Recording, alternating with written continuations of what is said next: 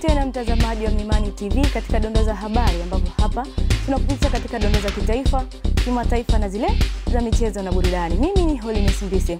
Na moja kwa moja tukianza katika dondoo za habari kitaifa, kampuni ya ndege Tanzania ATCL imetangaza gharama za usafirishaji wa mizigo ya haraka kati ya Guangzhou na Dar es Salaam au Zanzibar.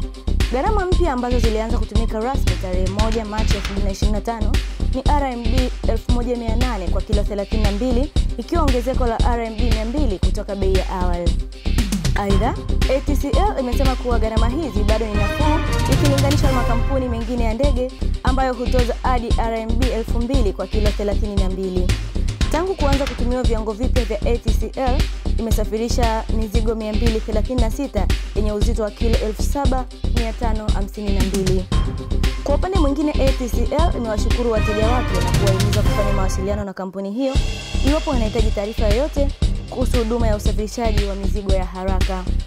Na tukielekea kunako dondoo za kimataifa, watu 15 wamejeruhiwa kwa mabomu yaliyodondoshwa kwa bahati mbaya na ndege ya kijeshi aina ya KF-16 katika mazoezi ya anga ya kijeshi huko nchini Korea Kusini katika maji ya Pocheon karibu na mpaka wa Korea Kaskazini.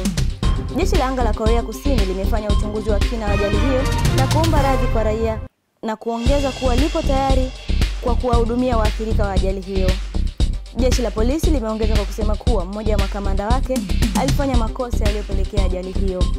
Na tukihitimisha dondoo za habari katika dondoo za michezo, Yanga Princess na JKT Queens leo zitakutana katika mechi ya final ya Samia Women Super Cup jijini Arusha, huku kila timu ikitamani kuandika historia ya kutoa ubingwa wa michuano hiyo mipya inayopigwa jijini Arusha. Mechi hiyo itatanguliwa na ile ya kusaka mshindi wa 3 na 4 kati ya Simba Queens dhidi ya Fountain Gate Princess itakayoanza saa 8 mchana kwenye uwanja wa Sheikh Amri Abeid.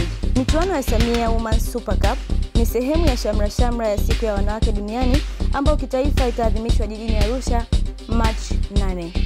Na kufikia hapo ni mwisho wa dondoo za habari kwa siku ya leo. Ulikuwa na